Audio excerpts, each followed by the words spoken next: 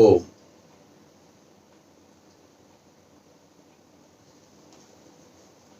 कर्म फल सिद्धांत के ऊपर यह सीरीज चल रही है और इस सीरीज का जो प्रथम वीडियो है 6 जुलाई को 2 दिन पहले आ चुका है। 2 दिन पहले, आज 8 जुलाई है तो 6 तारीख का भी एक वीडियो आ चुका है जिसका विषय था कर्म फल सिद्धांत क्या है, ईश्वर की व्यवस्था कैसे है, और आगे 7 तारीख का जो है कि किस प्रकार से परिस्थितियां हमारे कर्म पर प्रभाव डालती है।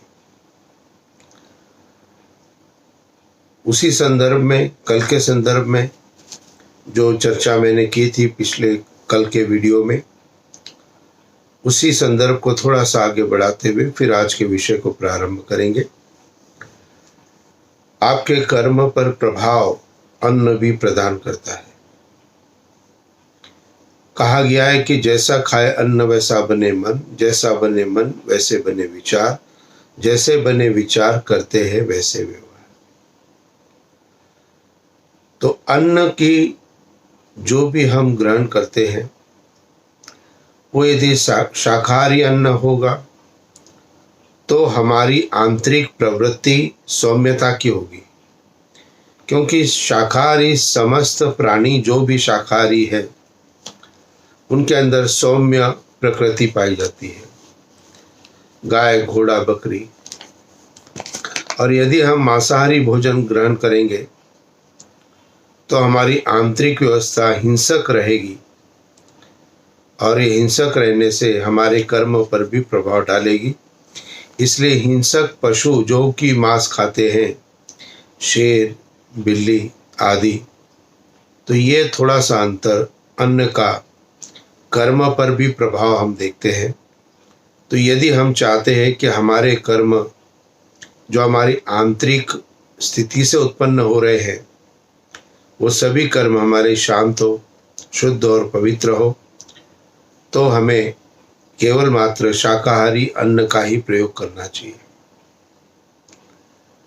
क्वांटिटी समान होती है लेकिन वो आपके कर्म पर प्रभाव जरूर डालता है। 1 गिलास दूध या 1 गिलास मध्य, दोनों 1-1 गिलास हो तो मध्य को पीकर के व्यक्ति अपनी बुद्धि का नियंत्रण खो देता है और उसी प्रकार के उसके विचार आचरण, विचार व्यवहार प्रारंभ हो जाते हैं।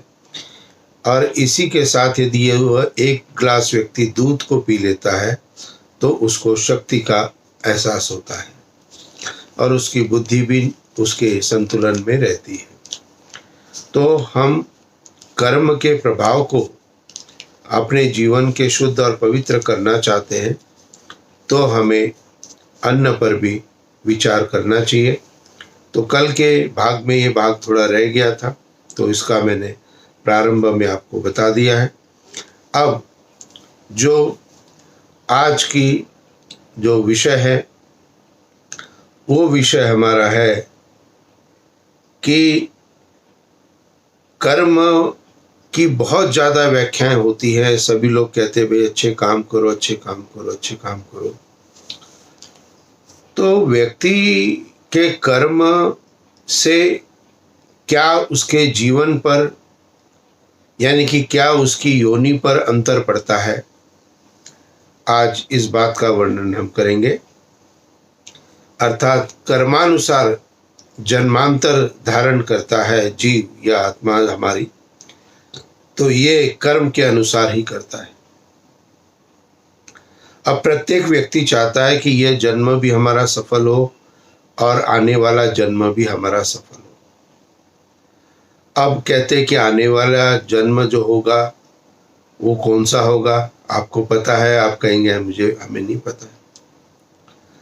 तो यदि आप अपने जीवन में पुण्य कर्म अधिक करते हो तो जो व्यवस्था आपकी आत्मा के लिए होगी अगली योनि की, वो वर्तमान मनुष्य योनि तो होगी ही होगी, लेकिन वर्तमान में जो आपकी स्थितियां हैं, जो परिस्थितियां हैं, जो धन संपत्ति, माता पिता, ऐश्वर्य, ये सब कुछ है, इससे आपको अपग्रेड कर दिया जाएगा,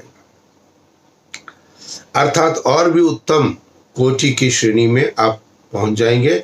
और मनुष्य योनि तो निश्चित है यदि जन्म से मृत्यु पर्यंत पुण्य कर्मों की अधिकता की हो, और यदि पाप पुण्य समानता से किए हो, इक्वल किए हो, और वर्तमान शरीर की मृत्यु हो जाए तो आत्मा को साधारण मनुष्य की योनि का जीवन प्राप्त होता है। और साधारण मनुष्य की योनि से तात्पर्य है कि उसको शायद पहले बहुत अच्छी धन संपत्ति हो सकती हो, लेकिन अब जो दूसरे जन्म में उस आत्मा को अपने बचपन से ही धन संपत्ति का अभाव रह सकता है। हो सकता है आपके अच्छे माता पिता इस जन्म में आपको प्राप्त हुए हो, संस्कारी परिवार आपको प्राप्त हुआ हो, तो अगले जन्म में हो सकता है आपके परिवार संस्कारी न हो। यह उस अव्यवस्था में जिसमें साधारण मनुष्य की योनि को हमारी आत्मा प्राप्त करती है, वर्तमान शरीर के मृत्यु के बाद अगला जो जन्म होने वाला है उसमें मनुष्य योनि दोनों में ही मिल सकती है। उत्तम कर्म की अधिकता से एग्जिस्टिंग से बेटर, और उत्तम कर्म की न्यूनता के कारण, लेकिन उत्तम कर्म तो किए हैं तो मनुष्य योनि तो प्राप्त होगी, लेकिन डिग्रेड कर दिए जाएंगे, अर्थात पूरा जीवन संघर्ष में रह सकता है। तीसरी और एक व्यवस्था है, वो व्यवस्था है कि कर्मानुसार यदि व्यक्ति अपने वर्तमान जीवन में पाप कर्मों को अधिक करता है, पुण्य कर्म बहुत गिने चुने लेकिन पाप की अधिकता होती है, तो पाप की अधिकता के कारण जो आत्मा इस समय मनुष्य योनि में है, उस आत्मा को अगला जो शरीर प्राप्त होगा, अगली जो योनि प्राप्त होगी, वो पशु या पक्षी की योनि में उसको भेज दिया जाएगा, कारण पाप कर्म की अधिकता है। तो आप देखते हैं कि कर्म का प्रभाव तीनों स्थितियों में है, और इसी बात को महर्षि दयानंद सरस्वती ने सत्यार प्रकाश के द्वितीय समोल्लास में लिखा है। एक ही वाक्य लिखा है, कर्मानुसार जीव जन्मांतर धारण करता है। वाक्य जो है एज इट इज मैं आपको बता रहा हूं, कर्मानुसार जीव जन्मांतर धारण करता है। तो जीव से तात्पर्य आत्मा ही है। जब शरीर को छोड़ देती है तो वो जीव कहलाता है, और आत्मा जब शरीर को धारण करती है तब आत्मा कहलाता है। तो यहाँ पर हम ये देखते हैं कि अगला जो जन्म हमारा होना चाहिए वो अच्छा होना चाहिए। तो इसलिए वर्तमान जीवन के कर्मों को शुद्ध और परिष्कृत करना चाहिए। विचार तो हम बहुत करते हैं, सोचते भी बहुत है, और शायद करने का भी प्रयत्न करते, लेकिन हो नहीं पाता है। क्यों नहीं हो पाता है? क्योंकि हमारी जो व्यवस्थाएं, मेरी पिछले 2 वीडियो की आप देखेंगे तो उन दोनों वीडियो के अंदर में आपको उन बातों को पता लगेगा। और यदि आप मेरी कल की वीडियो को देख करके और पहली वीडियो को देख करके यदि आप उन सभी चीज़ों का निर्णय कर लेंगे कि भाई हाँ, ये बात तो ठीक है और इसको अपनाना चाहिए, इससे हमारे कर्म शुद्ध और पवित्र बनेंगे और हमारे पवित्र कर्मों का ग्राफ ऊपर होता चला जाए। तो आप उन सभी व्यवस्थाओं को करना प्रारंभ करें। इसमें कुछ ज़्यादा नहीं करना है। कल मैंने कहा कि अच्छी मित्रता आप रखो, दूसरे किसी व्यक्ति के प्रभाव में आपको नहीं आना चाहिए। अधिकतर गलत लोग अपने प्रभाव में आपको ले लेते हैं। तो ये सारी बातें जो मैंने कही है उसके अनुसार आप अपने कर्मों को शुद्ध और पवित्र करना प्रारंभ करो। आपके जीवन की जो उन्नति है, जो आपके जीवन की श्रेष्ठता है, उसके लिए आपको अपने जीवन में आगे बढ़ने की एक प्रक्रिया को कार्य करना पड़ेगा, और वर्तमान जीवन में भी यह पुण्य कर्म आपको लाभ देंगे। ऐसा नहीं है कि परम जन्म की ही मैं बात कर रहा हूँ। तो यदि पुण्यता अधिक होगी तो हमारे विचार, आचरण, व्यवहार सौम्य होगा, पवित्र होगा, शुद्ध होगा, और उसके प्रभाव में हमारे साथ जितने भी लोग जुड़े हैं वो हमारे से प्रभावित रहेंगे। वो हमारी बातों को सुनेंगे, वह हमारी बातों को अपने मन के अंदर धारण करेंगे। तो ये ऐसा तब होगा जब आपका जो है सत्यता पूर्ण जीवन होगा। आपके जीवन में सत्यता का पूर्णतः वास होना चाहिए। और सत्य की परिभाषा जो स्वामी जी ने की है वो की है कि जो जैसा है उसे वैसा ही कहना, लिखना और मानना सत्य कहता है। सिंपल सी डेफिनेशन है। और अधिकतर समय में हम विपरीत परिस्थितियों को बोलने का प्रयत्न करते हैं जो कि सत्य नहीं है। तो हम सोचते हैं उसका प्रभाव दूसरे पर पड़ेगा। आंशिक रूप से पड़ सकता है उस समय से, लेकिन थोड़े समय के अंतराल के बाद में क्या होगा, सत्य अपने स्वरूप को प्रकट कर देगा और असत्य का नाश हो जाएगा। और उसमें आपका जो समाज के अंदर स्थान है वो प्रतिष्ठित नहीं रह सकता है। तो इसलिए चिंतन करें, विचार करें कि अपने कर्मों को शुद्ध और पवित्र आपको करना है। और उन शुद्ध पवित्र कर्मों के साथ में आपको अगले जन्म की व्यवस्था, अगले शरीर की व्यवस्था में आपको ध्यान देना है कि मैं अगला भी जन्म मनुष्य योनि का प्राप्त करूं। और ऐसा इसलिए मिलता है क्योंकि आपका जो लक्ष्य है मुक्ति का, ये अनेकों जन्मों से प्राप्त होता है। तो जन्म जन्मांतरों में जो संस्कार, जो परिस्थितियां हैं, परमात्मा आपके कर्म के हिसाब से आपको देता है। और उसके बाद आप अपने स्वयं के निर्णय करने के अधिकारी बनते हैं और उसके बाद आप आगे बढ़ सकते हो। उदाहरण के लिए यदि मैं अपने व्यक्तिगत जीवन को देखूं तो जब मैंने अपनी पढ़ाई प्रारंभ की और जब पढ़ाई के बाद में निर्णय मुझे करना था कि मुझे क्या करना है, और उसमें सारी चीज़ें हमारे सामने होती हैं, तो इसलिए हम अपने जीवन का जो भी कर्म है उन कर्मों को शुद्ध और पवित्र करने का प्रयत्न करें, जो कर्म दूसरे को सुखदायी हो।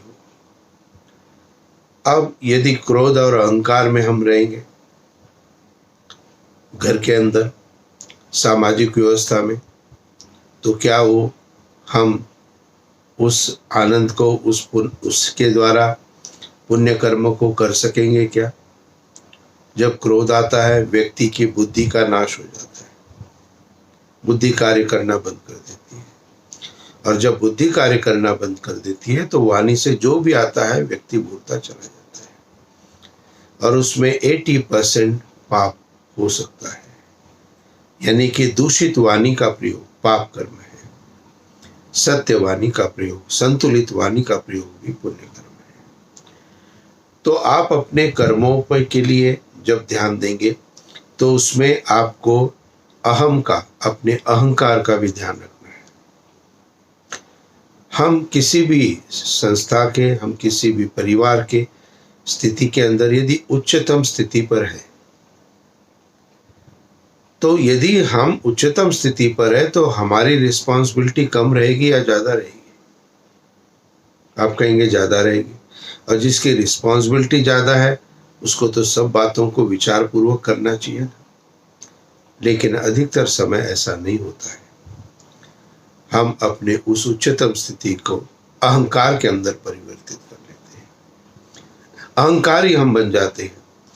और ये अहंकारी बनने के लिए क्या होता है, व्यक्ति अपने स्वयं से नहीं अपितु इसके आसपास के जितने लोग होते हैं, आसपास का जो दायरा होता है, वो उसको अहंकारी बनाने में अपना स्वार्थ सिद्ध करता है।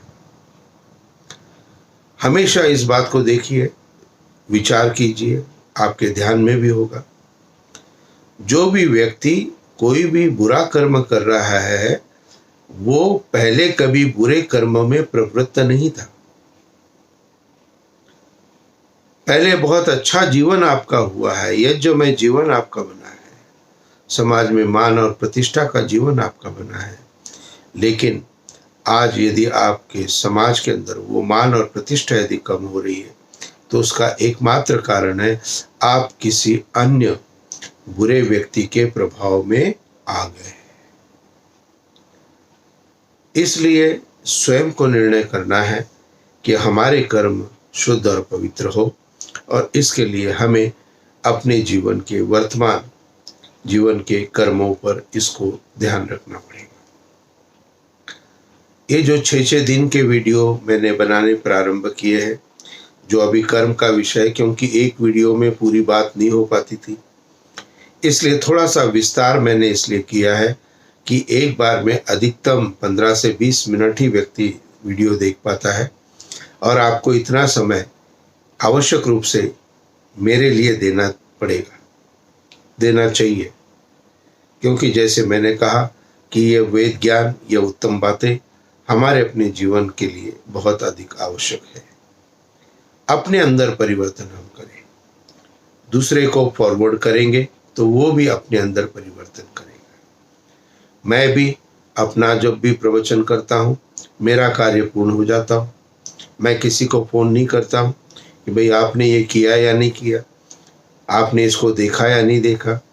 कारण मेरा कर्तव्य वीडियो बनाने तक का है, मेरा कर्तव्य आप तक उस वीडियो को पहुंचाने का है, और उसके बाद आपका कर्तव्य बनता है कि आप सत्य असत्य का निर्णय करके उसके अपने जीवन में लाते हैं या नहीं लाते हैं, ये आपका अधिकार है।